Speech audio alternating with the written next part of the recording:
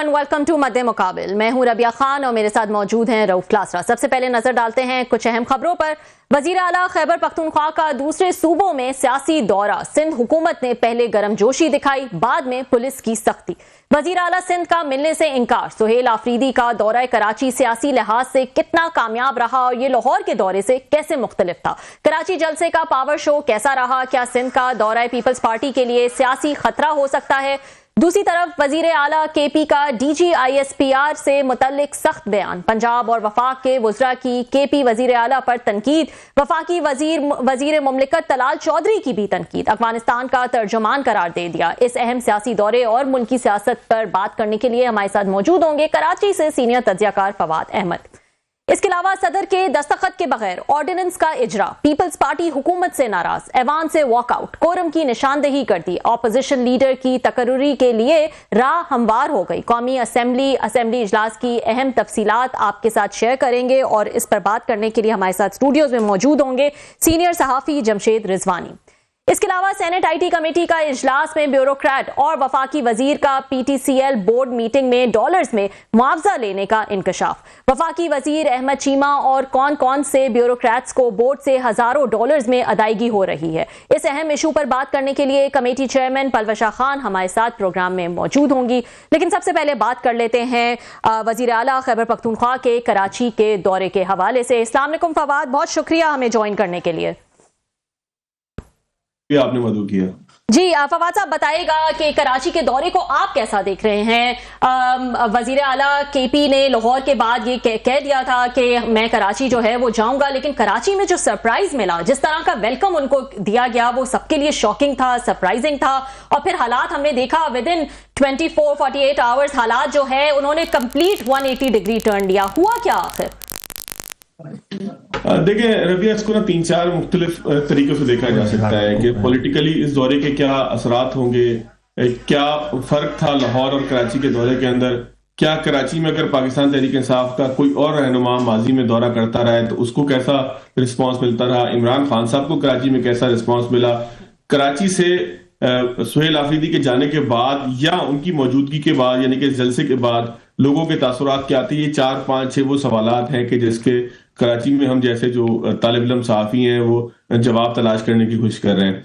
सुबह रऊफ लासरा साहब का हुक्म था कि जी आपने शो ज्वाइन करना है, तो मैंने कई लोगों से बात की, उन रिपोर्टर से भी बात की कि जो लम्हा बलम्हा DSNGs पे तशद्दुद होने वाले पथराव के बावजूद, होने वाले लाठी चार्ज के बावजूद जो है वहां पर मौजूद थे। सुबह से शाम तक एयरपोर्ट पर जो रिपोर्टर्स मौजूद थे, जो तज्जियाकार हैं कराची की, मुख्तलिफ करके तो मैं एक कलेक्टिव चीज आपके सामने जो है वो रखने की कोशिश करता हूं। देखिए, इसको 2-3 तरीके से देखेंगे। कराची के अंदर सुहेल आफरीदी का दौरा एक पख्तून वज़ीर आला का पख्तून डोमिनेंट इलाके के अंदर किया जाने वाले एक दौरे की सूरत में भी आप इसको देख सकते हैं। मैं किसी तासुब की बात नहीं कर रहा।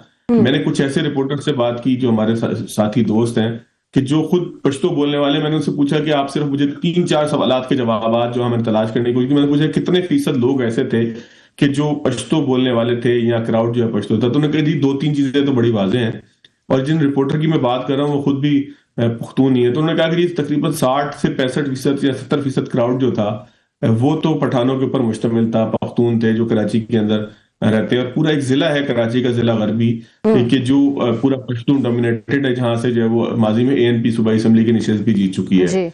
तो 60 से 65% क्राउड वही था, और वही क्राउड चार्ज भी था, और वही क्राउड लड़ने मरने के लिए तैयार भी था।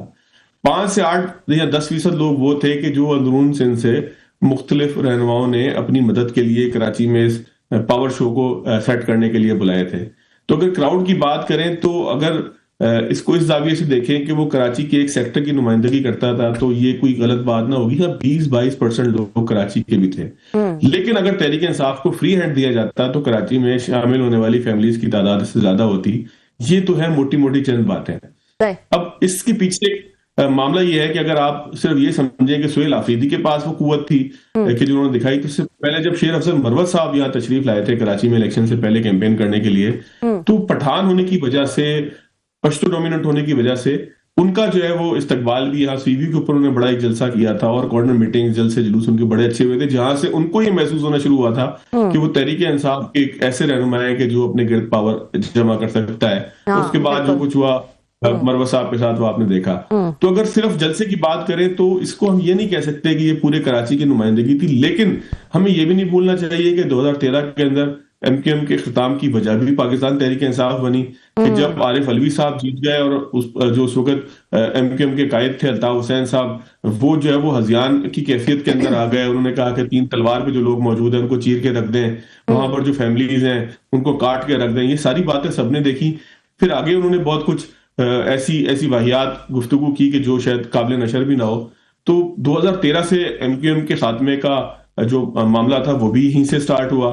फिर 2018 में को भी हमें नहीं भूलना चाहिए कि जब कराची से कौमी असम्बली की 14 नशिस्तें, 20 में से 14 नशिस्तें पाकिस्तान तहरीक इंसाफ बासानी जीत गई। फिर 2020 के अंदर 2024 का जो इलेक्शन हुआ, अगर मैं हाफिज नईम रहमान की बात करूं तो मैंने उनसे खुद पूछा और उन्होंने मुझे बताया कि उनके पास 2 या 3 सीटों के अलावा बाकी तमाम सीटों के वो फॉर्म मौजूद हैं कि जो तवज्जो तनाज़ा हैं और उसमें पाकिस्तान तहरीक इंसाफ की बढ़तरी है।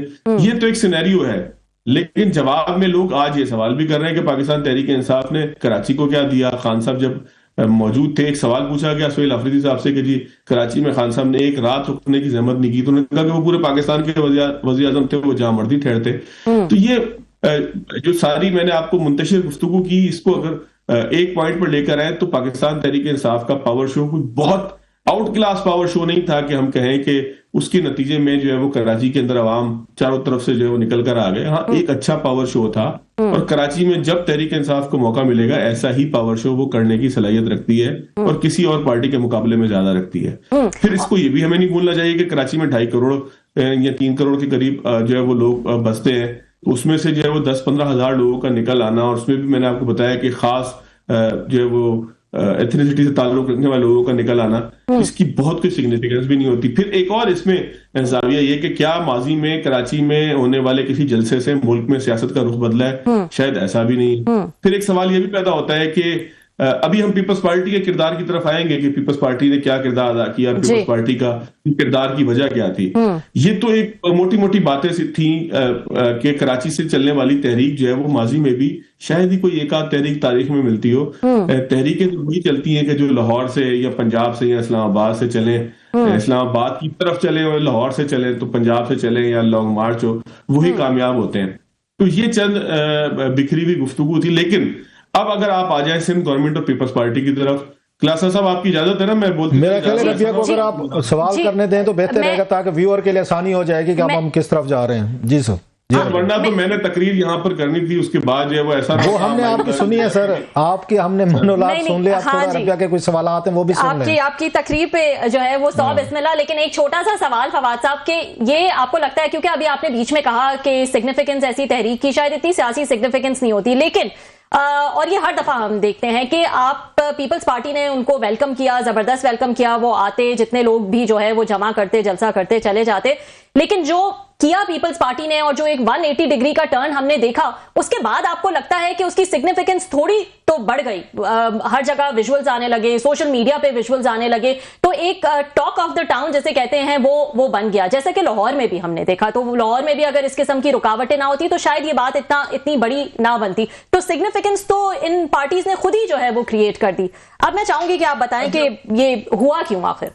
मैं ये भी तलाश करने की कोशिश में लगा रहा आज काफी देर से कि पंजाब में आखिर ऐसी कौन सी रुकावटें थी कि जिसने सुहेल अफरीदी को मजबूर किया कि वो एक जलसा ना कर पाते या जलसे की कोशिश ना करते। पंजाब में तो एक पंजाब असेंबली के अंदर एक वाकया हुआ कि जहां जो है वो जिसकी रिपोर्ट भी आ गई है, उसमें भी छुरी खरबूजे पे गिरे, खरबूजा छुरी पे गिरे, नुकसान खरबूजे का ही होता है। सुहेल अफरीदी मूवमेंट चलाने के लिए गए थे, उनको किसी कॉन्फ्लिक्ट से बचना चाहिए था बजाय इसके कि वो लचते फिरते। बहरहाल जो कुछ हुआ, पंजाब के अंदर भी कोई खुदा ना खास्ता कोई तूफान नहीं था कि उनको गिरफ्तार करने की कोशिश की गई हो, या यहाँ तो कोई आंसू गैस का शेल नहीं चला, यहाँ तो कोई लाठीचार्ज नहीं हुआ। तो पंजाब में सुहेल अफरीदी का प्लान भी शायद उस तरीके से नहीं था, शायद उनकी तंजीम भी इस काम के लिए तैयार नहीं थी कि वो यहाँ पर किसी लाहौर में किसी बड़े जलसे का इनेकाद करती। इस वक्त जिस कंपैरिजन की हम बात करते हैं, मुझे तो समझ में नहीं आया कि वो कंपैरिजन आखिर बना क्यों। हाँ, ये जरूर था कि उस तरीके से ऑफिशियली वेलकम नहीं किया गया, जैसे सईद गनी साहब ने जाके सिंधी टोपी अजरक का तोहफा दिया। लेकिन जो कुछ पंजाब में हुआ वही कुछ सिंध के अंदर हुआ। अच्छा, आप ये कहें कि आप एक जलसा करेंगे और कोई रुकावटें नहीं होंगी, एक ऐसी पार्टी के लिए रुकावटें नहीं होंगी जो ज़ेर अताब भी है, सियासत में जिसकी गुंजाइश भी कम है, उसके अपने अफ़ाल कुछ ऐसे हैं कि वो जहां गुंजाइश पैदा होती है वहां पर वो एक दीवार खड़ी कर देते हैं कि हमें निकलने ना देना यहां से। तो उस पार्टी के लिए आप सोचे कि कोई दामे दरमे कदमे सुखमे होगा, पलके बिछाई होंगी कि आइए किबला इसके ऊपर चलते हुए जाइए, तो ऐसा होना नहीं था। और सियासत में ऐसा होता भी नहीं है कि जब आप एक तहरीक को लीड करने की कोशिश कर रहे हो, आपका लीडर जेल के अंदर मौजूद हो, आपकी गिरफ्तारियां हो रही हो, तो आप ये सोचें कि कोई बाग जिना को खोलकर वहां पर जो है कुर्सियां लगाकर बत्तियां लगाकर कहेगा कि आइए। ये इतनी मुश्किलात तो आनी थी, इतनी मुश्किलात लाहौर में भी हैं, इतनी मुश्किलात कराची के अंदर भी आई। अब आप आ जाइए कि पाकिस्तान पीपल्स पार्टी को क्या हासिल हुआ। मुझे लगता यह है कि पॉलिटिकल पॉइंट स्कोरिंग के अंदर पाकिस्तान पीपल्स पार्टी ने 2-3 मकसद तयशुदा मंसूबे के तहत हासिल करने की कोशिश की। नंबर 1 तो यह था कि ये कराची जो है वो पीपल्स पार्टी का कोई बहुत तारीखी या कोई बहुत गढ़ नहीं समझा जाता। आपके जब गढ़ में कोई आता है तब आपको तकलीफ ज्यादा होती है। यानी कि अगर ये लाड़काना जाकर जलसा किया जाए, ये दादू जाकर या 7 जाकर जलसा किया जाए वज़ीर सिंध के इलाके के अंदर या बिलावल भुट्टो साहब के हल्के में, तो शायद पीपल्स पार्टी को उसकी हीट मुख्तलिफ तरीके से महसूस होती। यहां पर जो है वो एमक्यूएम या फिर जो है वो उनकी मुखालिफ बल्दियात के अंदर जमात इस्लामी, ये दोनों ही वो पार्टियां हैं कि जिनका वोट काटकर पाकिस्तान तहरीक इंसाफ सीटों की सूरत में नमूदार 2018 के अंदर हुई थी। तो पीपल्स पार्टी को कहीं ना कहीं इस बात का फायदा ही है कि तहरीक इंसाफ जो है वो इन दो पार्टियों का जो है को दीवार से लगाए। एक शायद ये मकसद भी हो सकता है। फिर एक मकसद और ये भी हो सकता है कि 18वीं तरमीम में से जो चीजें एनएफसी अवार्ड के हवाले से थी और फिर नए सूबों की जो एक पूरी बहस है उससे पीपल्स पार्टी को खुश नहीं है। फिर वो नई नहरें निकालने के मामले पे जो पीपल्स पार्टी का मामला था उसके ऊपर भी वो कोई थोड़ी सी खुश नहीं है। फवाद भाई, मैं आपके साथ बात काट रहा हूँ जरा, कुछ सवालात थे, फवाद भाई कुछ सवालात थे मेरा ख्याल है जो आपसे जरा आपने उठाया हुआ है, आपसे जानने की कोशिश करते हैं। फवाद भाई, आपको आवाज आ रही है मेरी? सर, मैं थोड़े से कुछ 1-2 और, आपने बड़ी इंटरेस्टिंग और वेरी इंपॉर्टेंट गुफ्तगू की, वेरी मीनिंगफुल। मुझे ये बात समझ नहीं आई कि उनको रिसीव करने के लिए सईद गनी साहब जो हैं वो एयरपोर्ट पे पहुंच जाते हैं, टोपी बनाते हैं, सब कुछ करते हैं, वजीर आला सिंध में उनसे मिलने से इनकार कर देते हैं। वो ये इल्ज़ाम लगाते हैं सोहेल अफरीदी साहब के, इन्होंने जब हम गए सिंध इसमें निकले और उधर हैदराबाद साइड पे गए, वापसी पे हमें इन्होंने कोई अंधेरे गलत रास्तों में डाल दिया। वो भी उन्होंने आके सिंध हुकूमत पे उन्होंने वो किया। बाद में उन्होंने शिकायतें हैं कि पुलिस वगैरह वाले रुकावटें खड़ी करके खड़े हुए हैं। ये क्या हुआ? एयरपोर्ट पे तो सईद गनी साहब वो टोपी बनाने पहुंच गए, जो वजीर आला मिलने को तैयार नहीं है, पुलिस को ऑन ग्राउंड कर दिया, रस्ते पे भटका दिया। क्या उनको गलती का एहसास हुआ है? फिर उन्होंने मरियम नवाज के स्टेप्स को जस्टिफाई किया है कि वो भी नहीं मिली इनसे और उन्होंने भी रुकावटें खड़ी करने की कोशिश की। तो सिंध हुकूमत को 12 घंटे के दरमियान कुछ मैसेजिंग गई या वो खुद उन्हें एहसास हुआ कि हमने कुछ ज्यादा फ्री हैंड दे दिया है? ये जरा इस पे रोशनी डालें कि सईद गनी साहब तो एयरपोर्ट पे गए और बाद में जो कुछ हुआ वो तो कोई उसके अच्छी स्पिरिट में तो नहीं हुआ। अच्छा खलासा साहब, इसको ना मैं थोड़ा सा मुख्तलिफ जाविये से देखता हूँ। एक तो पाकिस्तान तहरीक इंसाफ ना बड़ी छुई मुई से किस्म के लोग हैं, जरा सा उनको कोई उंगली भी लगा देते हो चलना शुरू हो जाते हैं, नाराज हो जाते हैं, सोशल मीडिया के ऊपर तूफान बदतमीजी कर देते हैं। एक शोर मच जाता है कि पता नहीं कितना बड़ा जुल्म हो गया, जैसे पाकिस्तान क्या दुनिया की तारीख में ना हिटलर ने किया ना किसी और ने किया, वैसा जुल्म उनके साथ हो गया। सर, सियासत करने आप निकले और आप कहें कि जी अगर धूप मुझे तेज लग जाए तो इनकलाब शायद नहीं आएगा और मैं इनकलाब लाने के लिए निकला हूं, इस सोच के साथ जो पाकिस्तान तहरीक इंसाफ उनके वाबस्तगान हर छोटी मोटी बात को उसी तरीके से उछालते हैं। बहुत कोई तूफानी किस्म का उनके खिलाफ रुकावटें नहीं थी कराची के अंदर। इससे पहले अभी लास्ट जो पाकिस्तान तहरीक इंसाफ ने इज्तिमा करने की कोशिश की 3 तलवार पे, वो पिटाई पुलिस ने लगाई थी कि जो है वो अलमान अल हफीज के जो एक बंदे को गैदर नहीं होने दिया था। उस तरह का तो कोई मामला नहीं था। मैंने कई रिपोर्टर से पूछा कि यार आखिर कौन सा ऐसा जुल्म वहां पे हो रहा था। उन्होंने कहा हाँ ये जरूर हुआ कि पाकिस्तान तहरीक इंसाफ ने, मैं अब आपको ना सीक्वेंस वाइज बताता हूँ कि पाकिस्तान तहरीक इंसाफ को जलसा करने के लिए इजाजत इतनी ताखिर से मिली कि उनके पास इंतजामात का वक्त नहीं था। तो मैंने उन्हीं अपने दोस्त से पूछा कि क्या पाकिस्तान तहरीक इंसाफ ने दरखास्त बहुत पहले जमा करा दी थी कि जिसके ऊपर रिप्लाई बहुत देर से आया?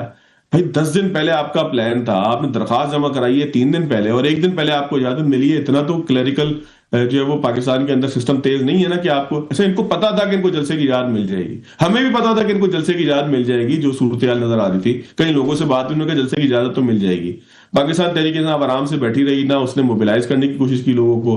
तंजीम वहां पर मौजूद नहीं है, आपस में इख्तलाफ है। अब मीडिया की जो पिटाई लगी वहां पर, इस सवाल का जवाब भी ये है कि वहां पर कोई लीडर ही नहीं था कि जो कंट्रोल करता, जो समझाता है कि भाई इनको मत कूटो, ये जो बच्चे बेचारे कवरेज करने के लिए आए हैं, जो डीएसएनजीज वहां पर मौजूद हैं, ये जो है वो कोई मीडिया मालिकान या जो है वो लोग नहीं है कि जिन्होंने डिसाइड करना हो कि खबर किसने चलानी है, कौन सी खबर चलनी है। तो बेचारे कवरेज करने के लिए आए तो इनको ना मारो। ये समझाने वाला भी कोई नहीं था। एक मॉब था कि जो कभी यहां भागता था, कभी वहां भागता था, और फिर उस मॉब के ऊपर आकर एक बंदे ने गाड़ी से निकलकर खिताब किया खत्म नबूवत की मस्जिद के बाहर और चला गया। तो पीपल्स पार्टी की जहां तक अगर खुलासा साहब स्पेसिफिक हम बात करें ना, तो कोई ऐसी रुकावटें न चले वो आपकी बात ठीक है फवाद साहब, समझ आ गया, आपने अच्छे तरीके से बताया कि कहां कहां पे पाकिस्तान जैसे मुल्कों में जब सियासत करते हैं अपोजिशन की तो फिर सावधान मुश्किलात भी होती हैं, फेयर इनफ। लेकिन इन्होंने पहले इतना बड़ा वेलकम किया, इतने बड़े बड़े स्टेटमेंट दिए पीपल्स पार्टी ने, लगता था जनाब इतना तो शायद प्रोटोकॉल उनको वहां नहीं मिलता होगा खैबर पख्तूनख्वा में जितना प्रोटोकॉल पीपल्स पार्टी देने को तैयार होगी। शायद वो मरियम नवाज साहब की हुकूमत को थोड़ा सा एम्बेरस करना चाहते थे और आके लोगों को बताना चाहते, तारीफें करवाना चाहते, जो आके सब लोगों ने की कि पीपल्स पार्टी बड़ी डेमोक्रेटिक पार्टी है, ये तो बड़े अच्छे लोग हैं, ये देखें नवाज लीग ने तो वहां पे इस तरह का मारपीट की है, वो ठीक है। लेकिन मुझे ये समझाया कि वहां मुराद अली शाह साहब हैं, एक वजीर आला एक और सूबे से आए हुए हैं, उनसे मुलाकात नहीं की, मरियम नवाज साहब ने मुलाकात नहीं की और वजीर आला ये मुराद अली शाह साहब ने की। मुराद अली शाह साहब ने खुद नहीं की या उनको मना कर दिया गया सर कहीं से? देखिए खुलासा साहब, अब मैं ये तो यहाँ बैठ के नहीं कह सकता कि उनको मना कर दिया गया। उन्होंने ये बताया कि उनकी थर में मसरूफियत है बिलावल भुट्टो साहब के साथ, उन्होंने वहां जाना है। हालांकि उन्होंने आज मुलाकात की भी है, मेरा ख्याल है वह वजीर खजाना से मुलाकात की है, या मुझे सही याद नहीं आ रहा, फुटेज मैंने चलते हुए देखी है। उन्होंने मुलाकात की थी सीएम हाउस में, लेकिन उन्होंने कहा कि मैंने थर जाना है। देखिए आप सियासी तौर पर ये सोचें कि पाकिस्तान तहरीक इंसाफ और पीटीआई कोई आपस में मिलकर ये जलसा कर लेंगे या इजाजत के साथ जलसा कर लेंगे, तो ऐसा है नहीं। ये पॉलिटिकल एक आप समझ लें कि पीपल्स पार्टी का एक चीज होती है ना, मैसेज देना। आपसे मैंने लड़ना नहीं है, लेकिन मैंने आपको फवाद में जिस तरह का आप क्यों आज के माहौल में बात कर रहे हैं ना, जरा थोड़ा सा 4-5 दिन 3-4 दिन पहले चले जाएं, मैं उस माहौल की बात कर रहा हूं। को लगता था पीपल्स पार्टी तो अपने कंधों पे उठा के इनको ले जाएंगे वहां पर, बल्कि यहां तक उन्होंने कहा जनाब बंदे नहीं है, वो खैर तंजिया का कि अगर आपसे बंदे पूरे नहीं हो रहे तो हम आपको बंदे पूरे कर दे। तो पीपल्स पार्टी ने यू टर्न लिया है, हम उस पर हैरान है सारे कि सारी उन्होंने तारीफें आपसे, मुझसे, रबिया से, सबसे तारीफें कराने के बाद वाह देखो यार अचानक उन्होंने यू टर्न ले लिया। लगता था ये तो वही उनके साथ सलूक हो रहा है जो ये पंजाब में हुआ था। ये सवाल है सर इस वक्त ज्यादा कि ऐसा क्या हुआ? मेरा ख्याल ये है क्लासा साहब, ये सब कुछ ना बाय डिजाइन था। इसमें कुछ कंसर्न क्वार्टर्स को एक मैसेज देना था, कुछ जो है वो नून लीग को मैसेज देना था, फिर ये भी लोगों को समझाना था कि जी जो कंसर्न क्वार्टर्स हैं ये नून लीग की या वफाकी हुकूमत है कि देखें जी एक अफरियत है, एक जिन है, ये हमने आपके साथ मिलकर काबू किया हुआ है, इसको बोतल में बंद करके रखा हुआ है। हम देखें थोड़ा सा अगर बोतल लूज करेंगे तो ये आपको तंग कैसे करेगा और कैसे बयानियां बनना शुरू हो जाएगा।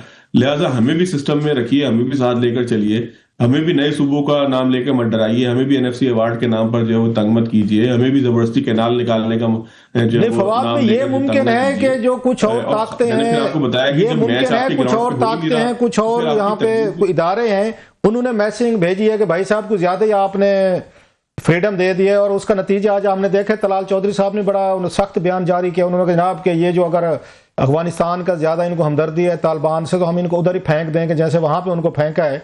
तो वो तो लगता है कि ये फेडरल हुकूमत को खुश नहीं हुई है उनकी तकरीर से, उनकी गुफ्तगू से जो सिंध में उन्होंने की है। तो यकीनी तौर पर कुछ उसमें इदारे के और मतलब कुछ और कुव्वतें भी एक्टिव हुई होंगी जिससे पीपल्स पार्टी जरा पीछे हटी है और मोहब्बत प्यार कम हुआ है और यहाँ पे ये गोलाबारी शुरू हो गई है। सर मेरा ख्याल है इतना ही मैसेज पहुंचाना था क्लासा साहब, मैसेज ही पहुंचाना था, लड़ना नहीं था, आंखें दिखानी थी, मुक्का नहीं मारना था, बस ये बताना था कि मैं आपसे नाखुश हूं और नाखुश अगर मैं हूंगा तो मैं सियासत के अंदर या इस पॉलिटिकल सिस्टम के अंदर मेरी अहमियत क्या है और मेरे नाखुश होने की सूरत में क्या कुछ हो सकता है।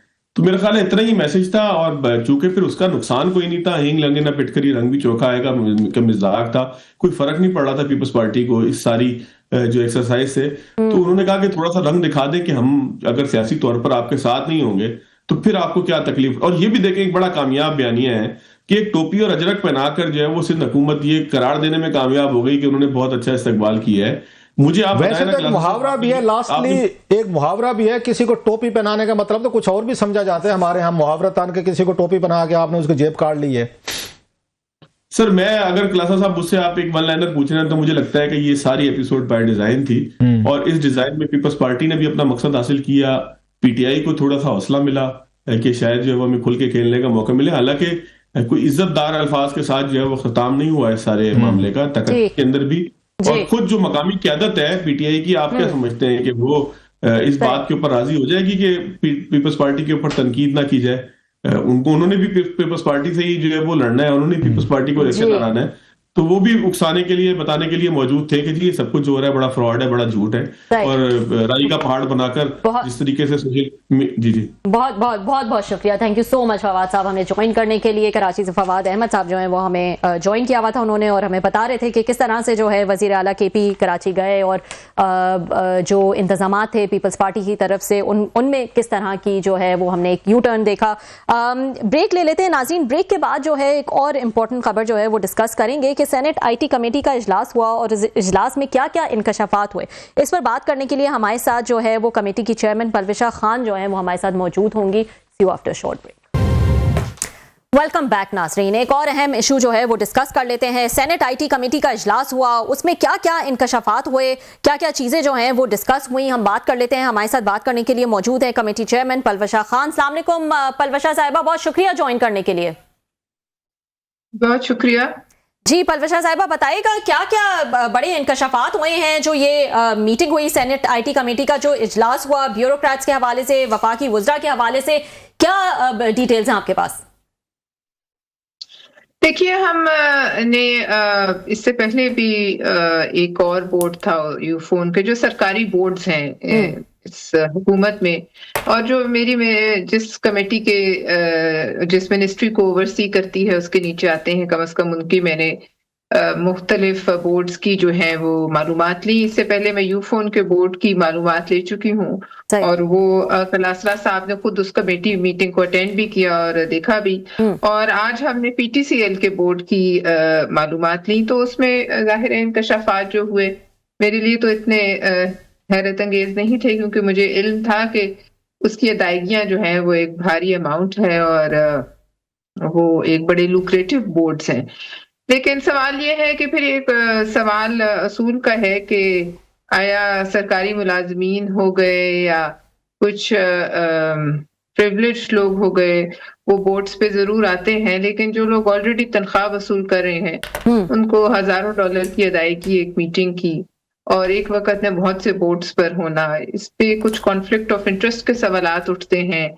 फिर ऐसा है कि जो हमारी जैसे PTCL का बोर्ड है और ये PTCL हुकूमत पाकिस्तान को इत्तलात पैसे जो है वो करता है, तो लिहाजा बहुत सी बातें हैं कि वो इन बोर्ड मीटिंग्स में जो पाकिस्तान की तरफ उनके वाजिबात हैं वो बात भी होती है, या सिर्फ मीटिंग्स का एक बड़ा हैंडसम अमाउंट है, तकरीबन $8,000 जो आज की बोर्ड मीटिंग्स का नजर आया, वो सिर्फ वो पैसे जो हैं उसकी मद में ये बड़ा एक लुक्रेटिव एक काम बना हुआ है कि बस जिसको मर्जी है बोर्ड पे अपॉइंट कर दिया जाता है, लेकिन फिर उसकी कारकर्दगी क्या है, वो बोर्ड्स पे पाकिस्तान की क्या नुमाइंदगी है, और एक एक शख्स जो है वो कई कई बोर्ड्स पर है। तो अगर आप इन सब पैसों को जमा करें तो बड़े भारी भारी अमाउंट्स बनते हैं। तो उस पर सेनेटर्स ने अपने तहफ्फुज़ात का इजहार किया, जाहिर है सवालात किए कि किस तरह कुछ लोगों को चुन लिया जाता है और बाकियों को, अगर तो ऐसा है तो फिर ये तो कोई तरीका होना चाहिए। लेकिन जाहिर एक डिस्क्रिशन है ये हुकूमत की, प्राइम मिनिस्टर की। और जैसे कि एक सरकारी अफसर कई बोर्ड्स पर है, एक वजीर या एक मेंबर पार्लियामान कई कई बोर्ड्स पर है, तो ये बहुत सी सवालात हैं जी। इन सवालात के नतीजे में कोई पॉलिसी ऐसी होनी चाहिए स्ट्रीमलाइन के जो इन चीजों को आपने, मैं क्योंकि आपकी कमेटी अटेंड करता रहा हूँ, आज मैं शहर में नहीं था, so I couldn't come to your committee. It's very important, और आप और आपके मेंबरान बड़ी मेहनत करके आते हैं और बड़ी आपकी फाइट रही है। मैंने तो देखी हो तकरीबन 6 महीने साल से आप कोशिश कर रही थी। पहले यूफोन की उनके मेंबर्स है बोर्ड के, वो नाम नहीं दे रहे थे आपको, आपने कई मीटिंग्स की, लड़ाई झगड़े हुए कमेटीज़ के, वहाँ पे सेनेटर्स के, उनके साथ मिनिस्ट्री के साथ। अब ये PTCL का ये रेजिस्टेंस क्यों थी कि डॉलर भी लेते हैं, मेंबर्स भी हैं, नाम भी नहीं बताने, और आप लोगों को कितनी बड़ी फाइट करनी पड़ी? Why this mindset? फिर डॉलर ले रहे हैं तो फिर नाम भी आने दें, कौन को पता चले कौन कौन डॉलर ले रहे हैं। और मैं तो $5,000 पिछली मीटिंग के ले रहे थे, वो मैंने देखा जो उसके यूफोन के तकरीबन एक एक बंदे को उस साल में $35-40 हज़ार मिले। मैं फेडरल सेक्रेटरीज की बात कर रहा हूँ, जो उसका डिफरेंट बोर्ड है, उसमें मेरा ख्याल है निजकारी के सेक्रेटरी थे, उसमें ये लॉ के थे, एक आध और थे, वो ले रहे थे। आज हमने देखा है तो ये इसमें चीमा साहब, the most favourite of Shehbaz Sharif साहब के, ये उसमें शामिल हैं। ये रेजिस्टेंस क्यों थी, नाम क्यों नहीं दिए जा रहे थे आपको? पैसे ले रहे हैं तो फिर नाम आने में क्या हर्ज है? तो उस वक्त तो नहीं शर्म आते, उस वक्त तो शर्म नहीं आती इनको, अब आती है। कलास्ट्रा साहब, पहले बोर्ड की दफा वाकई रेजिस्टेंस थी और उसमें खैर हमने नाम हासिल कर लिए, लेकिन इस दफा मीटिंग से जो 48 घंटे पहले देना होता है वो तो उन्होंने हमें नहीं दी इंफॉर्मेशन, लेकिन मीटिंग से 5 मिनट पहले जरूर आ गए नाम और रिन्यूमरेशन जो भी वो ले रहे थे पैसे। लेकिन अब देखिए, बात ये है कि ये एक बड़ा सवाल है कि अगर मैं हूं इनकी जगह और मुझे किसी बोर्ड पे नामजद किया दिया जाए तो मैं तो इसको बड़ा ओन करूं कि एक ठीक है, वजीर आजम ने एक नॉमिनेशन अपने इख्तियार का इस्तेमाल करते हुए की है, इसमें छुपने की क्या बात है? मुझे ये आज तक समझ नहीं आई। या तो अगर ये इतनी बुरी बात है तो फिर ऐसे बोर्ड्स पर जाने से माजरत कर ली जाए, और अगर ये बुरी बात नहीं है तो फिर इसको जो ओन किया जाए खुल के। लेकिन दोनों तरफ से बात ये है, सवाल बड़ा ये है कि क्या एक ही शख्स कई कई बोर्ड्स पर होता है? तो वो तो आपकी आपने बात कर दी कि ये जो इनके पसंदीदा फेवरेट गो गेटर्स जिनको कहते हैं, इन्होंने टर्म यूज करते, शरीफ हुक्मरानों ने एक टर्म इजाद की हो कि हमें गो गेटर्स, हमें सेक्रेटरीज चाहिए जो हमारे कहने पे तहस नहस कर दें, कोई कानून ला एस्टा कोड हमें ना बताएं। वो तो आगे समझ हमें आ गया और उनके नाम भी आ रहे हैं सबके। ये जो मीटिंग्स होती हैं दुबई में होती हैं, इनको आने जाने का वहाँ भी वो उसमें दिया जाता है, बिजनेस क्लासेस दी जाती हैं, वहाँ पे 5-5, 6-6 हज़ार, 8-8 हज़ार डॉलर भी दिए जाते हैं, स्टे भी होता है। ये सारी मीटिंग दुबई में होती हैं या पाकिस्तान में होती हैं बोर्ड की? कोई इस पर बताया उन्होंने? देखिए, मैंने तो फिलहाल जो इस वक्त तक ली है मालूमात, वो बोर्ड के मेंबरान के नाम की और उनकी रिन्यूमरेशन की। यही एक बड़ा मरहला है, ये इंफॉर्मेशन भी एक्सट्रैक्ट करना। लेकिन मेरी ये अंडरस्टैंडिंग है कि ये जो मीटिंग्स है बैरूने मुल्क होती हैं और जाहिर है जाने के लिए इनको जहाज की टिकटें भी फराहम की जाती होंगी और वहाँ के TADS भी। सवाल ये है कि क्या वहाँ बैठकर पाकिस्तान की नुमाइंदगी में अगर हम कोई अच्छा काम कर रहे हैं और इतने पैसे लेकर जस्टिफाई कोई कर रहा है तो वो जो वाजिबात है वो उसके लिए कितनी दफा बात की गई। वो वाजिबात वाली बात आपने बड़ी अच्छी की कि 800 मिलियन डॉलर आज तक नहीं दिए इत्तलात ने, 2006 से लेकर आज तक वो उन्होंने 800 मिलियन, हम दुनिया भर से पैसे भीख मांग के हम उस पे सूद पे पैसे लेते रहते हैं, 3-4% पे डाल में, फेयर इनफ। लेकिन क्या ये PTCL जो है या यूफून जो है ये प्रॉफिट में जा रहे हैं या लॉसेस में जा रहे हैं? If we are paying them in dollars में, अगर बोर्ड वाले ले रहे हैं, कोई इस पे कोई ब्रीफिंग दी आपको किसी ने कि प्रॉफिट ये कितना हो रहा है PTCL को या यूफून को? चलो प्रॉफिट हो रहा तो फिर तो समझ में आती है, कोई इस पे कोई ब्रीफ किया है आपको किसी ने? देखिए जी, यूफोन की तो 60% जो है ओनरशिप वो पाकिस्तान हुकूमत की है, 40% जो है वो मेरे ख्याल में इत्तिसालात की है। लेकिन बहरहाल प्रॉफिट और लॉस की तो मैंने अभी डिटेल्स नहीं ली। लेकिन सवाल ये है कि जो वाजिबात उन्होंने देने हैं, आया ये लोग जो जाते हैं क्या ये वहां वाजिबात की बात करते हैं? और अगर करते हैं तो जो 2-2 दहाइयों से वाजिबात नहीं हमें मिल रहे और हम जैसे आपने कहा $1-1 के लिए हम इधर उधर जाते हैं, तो ये इतना तो इनका फर्ज बनता है कि जब इन्हें हुकूमत नॉमिनेट करती है ये वहां एक फाइट पुटअप करें, ये लड़ाई लड़ें कि क्या वजह है कि वाजिबात नहीं आ रहे। और लेकिन इसके मिनट्स जो है वो देखने जरूरी हैं। अब इसके बाद चूंकि ये इसकी ओनरशिप पाकिस्तान की ज्यादा है तो मैं ये मिनट्स ऑफ द मीटिंग्स जो पिछली 10 मीटिंग्स हैं या पिछली 20 मीटिंग्स हैं उसमें पता तो चले कौन क्या बोलता रहा, कौन क्या कहता रहा। वो जब यहाँ ये लेते हैं इतने ऑनरेरियम्स और इतने पैसे लेते हैं तो फिर उसको जस्टिफाई भी करना है। ये बताइएगा कि लास्टली इस पे ये जो डॉलरों में पहले हमने यूफून का देखा कि फेडरल सेक्रेटरी समेत और भी इनके जो अपने फेवरेट हैं उनको मिल रहे हैं, फिर ना काबिल लोग होंगे मान लिया। अब हम फेडरल सेक्रेटरीज देख रहे हैं वही 7-8 जो हैं, ये जो PTCL जो है या यूफून है डॉलरों में पैसे कमा रहा है कि उनको डॉलरों में पेमेंट्स हो रही हैं? क्योंकि मोस्टली तो रुपीज में चलो मिलता है, बोर्ड पे मेंबर होते हैं जो बाकी हैं, क्या ये डॉलरों में ये अमाउंट कमा रहे हैं या इनको डॉलर जो दिए जा रहे हैं इन फेडरल सेक्रेटरीज को?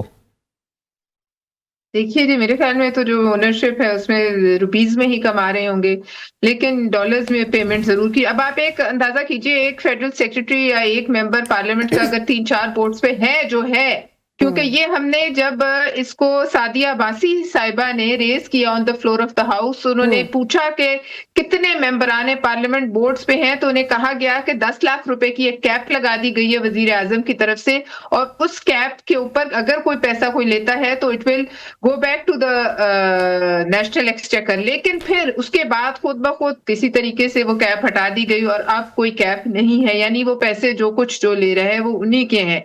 तो लिहाजा एक आदमी अगर 2-3 बोर्ड्स पे, 2 बोर्ड्स की मैंने जो ली हैं तफसीलात, उसमें एक 5 और एक 8, तो अगर एक शख्स 14-14, 15-15 हजार डॉलर सिर्फ एक मिनिस्ट्री के बोर्ड से ले रहा है एक में, और वो कई बोर्ड्स पर है, तो आप हिसाब लगा लें। अच्छा, और एक फिर एंड ऑफ द ईयर भी ये पता चला कि एक बड़ी हैंडसम अमाउंट दी जाती है डॉलर्स में। मैं लास्ट बात कर रहा हूँ, मैं लास्ट टाइम जो मीटिंग आपने की थी यू फोन वाली, उसमें एक को पिछले साल में 35 से 40 हजार डॉलर मिले। आप कह रही हैं 10 से 15 हजार, 35 से 40, क्योंकि मीटिंग 5-6 होती है। मैंने कहा हैंडसम अमाउंट दी जाती है, 10 से 15 मैंने एक मीटिंग।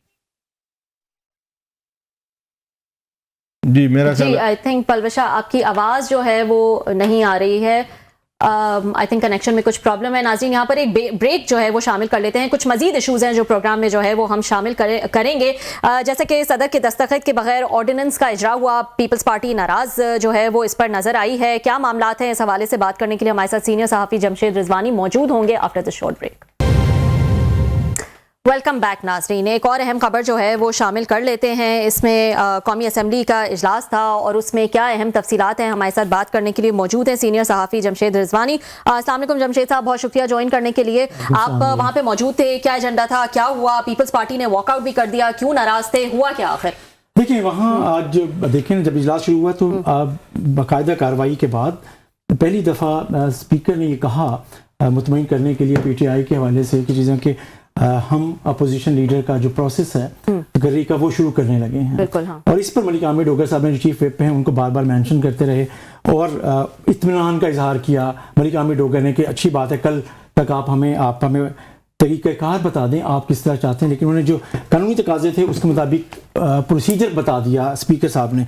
तो उसके फ़ौरन बाद इजहार तशक्कुर किया नवीद कमर साहब नुक्ता राज पे खड़े हुए और उन्होंने ये कहा कि जी अच्छी बात है, खुशाइंद है, ये प्रोसेस शुरू हुआ है। लेकिन उसके फ़ौरन बाद उन्होंने बात की कि जी एक ऐसा ऑर्डिनेंस जारी हुआ है जिसमें सदर के दस्तखत नहीं हैं और ये पाकिस्तान की कानून के साजी के हवाले से जो तारीख है और उसमें एक सियातरीन मौका है, इलम है कि जिसमें सदर को इग्नोर किया गया और ये आइन की भी खिलाफ वर्जी है और इसको ना अदलिया इसको तस्लीम करेगी और ना ईवान। जमशेद, मैं आपकी बात काट रहा हूँ, आज आप पार्लियामेंट में मौजूद थे, सारी प्रोसीडिंग देखी है आपने लफ्ज़ किया कि इग्नोर किया गया है। ये कानून के तहत ये सदर का दस्तखत होने ज़रूरी है, ये इग्नोर किया गया है या धोखा दिया गया है? दोनों में बड़ा फ़र्क है सर। के बस सदर कहते हैं पता ही नहीं है, उसकी पार्टी कह रही है हमें पता ही नहीं है, वॉकआउट कर गए हैं। इग्नोर तो बड़ा आपने बड़ी माइल्ड सा लफ्ज़ यूज़ किया है। It's a deception, it's a धोखा दिया गया सदर को। अच्छा, इस पर जो फाकी वज़ीर कानून है आज़म रज़ी तारड़, उनकी भी चीज़ों को देखें जब वो कहते हैं कि हालात दुरुस्त सिमत में जा रहे हैं और सदर के पास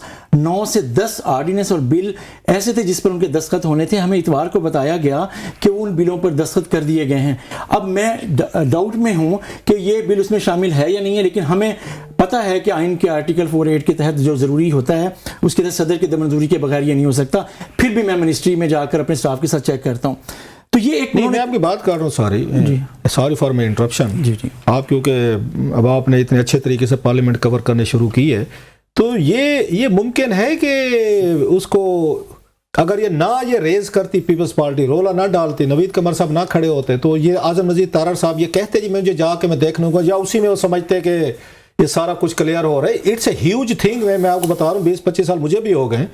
ये बहुत बड़ी बात है कि सदर के दस्तखत के बगैर उन्होंने, सदर के इल्म के बगैर उन्होंने ऑर्डिनेंस जारी कर दिया। It's a huge scam. ये पार्लियामेंट्री स्कैम है सर। जी स्कैम है, लेकिन इसको जरा मेरी नुक्ता नज़र से आप कनेक्ट करें। जो प्रोसीजर शुरू हुआ उसे किस चीज़ से शुरू हुआ? अपोजिशन लीडर की तकर्री के प्रोसीजर स्टार्ट होने से, असेंबली के सेशन से शुरू हुआ और उसके फौरन बाद ही ये चीज़ आ गई और उसके बाद पीपल्स पार्टी ने बाइकआउट कर दिया, PTI भी चली गई और कोरम की निशानदेही भी पीपल्स पार्टी ने। जो मेरा इंप्रेशन है, तो कोरम पूरा था कि नहीं था? कोरम पूरा नहीं था, तो उसके बाद डेफर हो गया, कल तक मुलतवी हो गया, वक्फा किया गया 15-20 मिनट का और उसके बाद इजलास।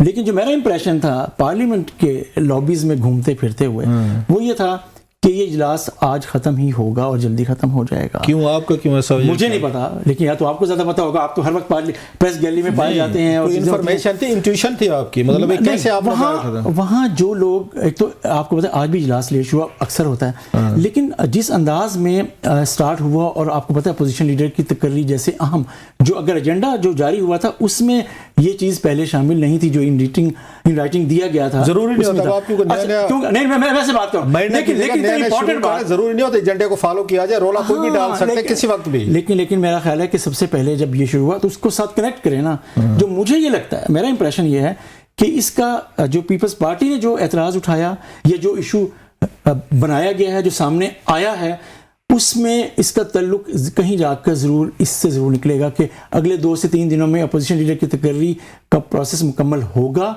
या नहीं होगा, या ये बाइकआउट आगे चलेगा और इस बाइकआउट की वजह से ये मामला कहीं लिंगर ऑन तो नहीं होने जा रहा।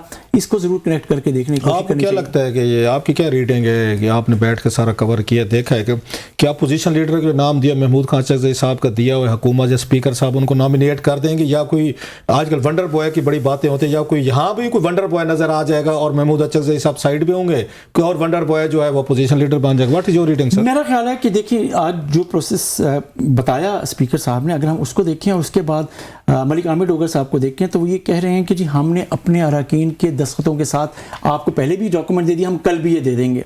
लेकिन पीटीआई के अपने लोग क्या कह रहे हैं? पीटीआई के अपने लोग ये कह रहे हैं कि यस हमारे जो साइन है वो 74 हैं, लेकिन हमारे उसमें से 2 लोग यकीनन अभी नहीं है, मुल्क में नहीं है। तो जब स्पीकर उसका प्रोसेस शुरू करेंगे और वेरिफिकेशन शुरू करेंगे पर्सनल, तो उसमें ये पॉइंट आएगा। तो मुझे नहीं लगता कि फौरी तौर पे कोई ब्रेक थ्रू होने जा रहा है। कम से कम मुझे लगता है कि इस नाम पे, जब तक पीटीआई इस नाम पे डटी हुई है, मुझे लगता है चकज़ई साहब के नाम नहीं, पर नाम तो मेरा ख्याल जो मेरी रीडिंग है वो नाम तो कोई ना कोई पोजीशन लीडर आप स्पीकर साहब कह रहे हैं तो कोई ना कोई नॉमिनेशन तो आपको अनाउंसमेंट तो करना पड़ेगा। Thank you very much Jamshed, आपने बड़े कम वक्त में बड़ी अच्छी ओवरऑल पिक्चर जो है वो हमें दे दी। बहुत शुक्रिया। और आज का इजलास जो है वो अहम भी था, जैसा कि जो है जमशेद साहब बता रहे थे कि ऑपोजिशन लीडर का मामला जो है उस हवाले से भी जो है वो बात हुई आज के इजलास में। आज के लिए इतना ही नाजरीन, कल आपसे फिर मुलाकात होगी।